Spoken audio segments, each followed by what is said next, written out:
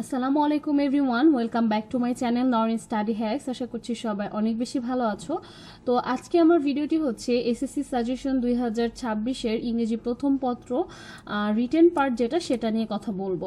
তো ভিডিও শুরুর আগেতেই তোমাদেরকে বলে দিচ্ছি, যারা এখনও আমার চ্যানেলটিকে সাবস্ক্রাইব করোনি প্লিজ আমার চ্যানেলটিকে সাবস্ক্রাইব করে দিবে, আর পাশে থাকা বেল আইকনটিতে অল প্রেস করে দিবে, যাতে যখনই আমি ভিডিও আপলোড করি তোমাদের কাছে সঙ্গে সঙ্গে নোটিফিকেশন চলে যায়।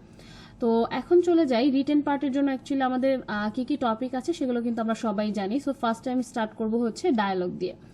দেখো এখানে ডায়লগে কিন্তু আমরা আমাদের অনেকে আমরা ফলো করি যে কোনো একটা গাইড বই বা সামথিং, আমি নাম উল্লেখ করছি না, অনেকের কাছেই বিভিন্ন ধরনের গাইড বই থাকে। সো আজকের সাজেশনে যেগুলো থাকবে এগুলো তোমরা সব কিছুই গাইডে পেয়ে যাবে।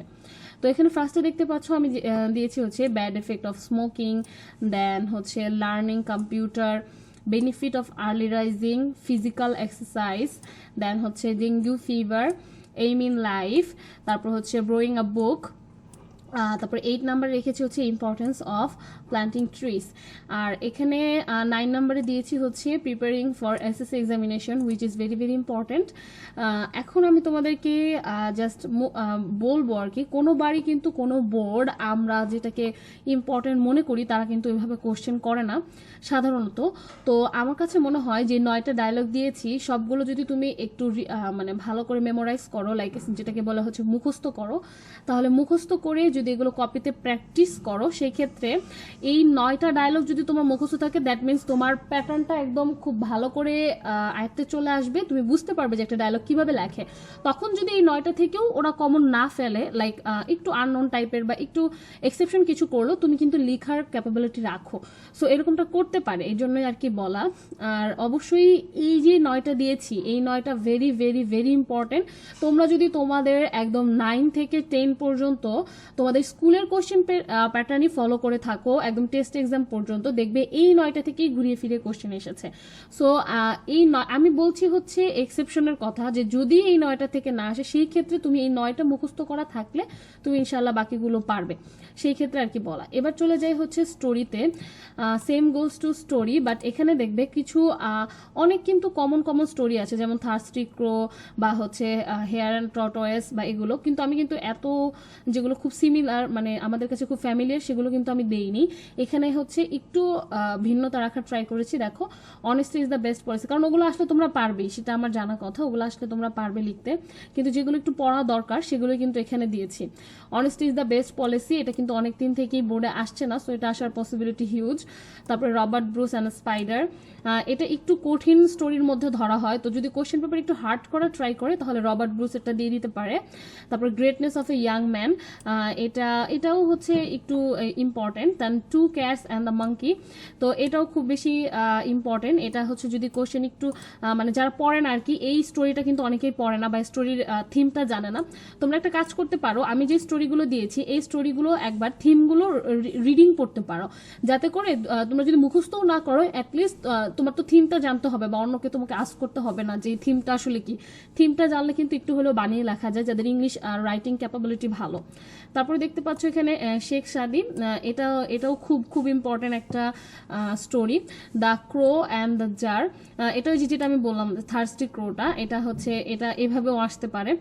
গ্রিডি ফার্মার, এটা অ্যাকচুয়ালি এটা পড়তে পারবা, কারণ কি আমি একটা কথা বলি, এটা অনেক দিন থেকে আসছে না, তো আমি এখানে এরকম কিছু দিয়েছি যেগুলো রিপিট হওয়ার পসিবিলিটি আছে বোর্ডে, ঠিক আছে, আর অনেকেই অনেক দিন থেকে পড়ে না। তারপরে দেখো মিস্টেরিয়াস ফোন কল, এটাও অনেক ইম্পর্টেন্ট, এটা এখনো কোনো বোর্ডে সেভাবে আসেনি। Failure is the pillar of success, এটা তুমি 3 স্টার ধরে রাখতে পারো, এটা অনেক বেশি ইম্পর্টেন্ট। তারপরে গ্রেভস অর শোর, এটা অনেক আগের একটা স্টোরি কিন্তু রিপিট হওয়ার পসিবিলিটি আছে। তারপরে এখানে দেখতে পাচ্ছ জাজমেন্ট অফ কিং সোলেমন, তো এটাও আসতে পারে। ইউনিট ইজ স্ট্রেংথ, এটা অনেক অনেক ইম্পর্টেন্ট, এটা কিন্তু এটা এই স্টোরিটাকে লিখলে অনেক বড় লেখা যায়, আর এই স্টোরিটার টাইটেলটাই কিন্তু স্টোরিটার আই ক্যাচিং পার্ট। সো এটা কিন্তু অনেক ইম্পর্টেন্ট, আমি আবারও বলে দিচ্ছি, কারণ অনেক দিন থেকে এটা বোর্ডে আসছে না, বাট এই স্টোরিটা খুব ভ্যালিড একটা story. So unit is strength অনেক বেশি ইম্পর্টেন্ট, তোমরা এটাকে ভালো করে রিড আউট করবো অবশ্যই। আর যে স্টোরিগুলো বললাম এগুলো সবগুলো পড়ে পড়ে কপিতে লেখার প্র্যাকটিস করবে, তাহলে তোমাদের যেটা হবে যদি বাই এনি চান্স কোনো পসিবিলিটি নেই এটার বাইরে থেকে আসার। বিগত বছরে যে সাজেশনগুলো আমি দিয়েছি সেগুলোতে তোমরা যদি খেয়াল করো যে আমার দেওয়া স্টোরি দেন হচ্ছে প্যারাগ্রাফ থেকে কিন্তু 2বার বোর্ডে কমন পড়েছে, even first paper second paper both. তুমি যদি বলো যে সেকেন্ড পেপারের থেকেও কিন্তু এখানে তোমার এই যে প্যারাগ্রাফ বা যেটাই আছে সেগুলো কিন্তু কমন পড়ার পসিবিলিটি হিউজ। দেন লাস্ট ওয়ান 30 নাম্বারে দেখো আমি রেখেছি হ্যামিলিয়নেরটা। তো এই স্টোরিটা আমরা সবাই কম বেশি জানি, বাট ইংলিশে প্রপারলি লেখার জন্য এটা আমরা একটু পড়ে খাতাতে একটু সুন্দর করে লেখার চেষ্টা করব, ঠিক আছে। তারপর আমরা চলে যাই হচ্ছে আমাদের রিটার্ন পার্টের আরেকটা মোস্ট ইম্পর্টেন্ট টপিক, সেটা হচ্ছে লেটারের ফার্স্ট লাইন আর লেটারের কিছু লাস্ট লাইন আমরা একটু মুখস্থ করে রাখবো যাতে লেটারটা দেখতে একটু আকর্ষণীয় বা আই ক্যাচিং লাগে, এরকম আর কি। তো ফার্স্টে দেখো প্রাইজ গিভিং সিরিমনি, একদম খুব কমন একটা লেটার। তারপরে অ্যাবাউট কান্ট্রি, তুমি কাউকে তোমার কোনো ফ্রেন্ড ফরেনে আছে তাকে তুমি তোমার কান্ট্রি সম্পর্কে ডিসক্রাইব করবে। তো তোমরা এখানে দেখতে পাচ্ছ হচ্ছে অ্যাবাউট কান্ট্রি, মানে তোমাদের মানে দেশ জাতীয় যত কিছু আছে সেই সম্পর্কিত যত লেটার আছে সেগুলো একটু দেখে ফেলবা।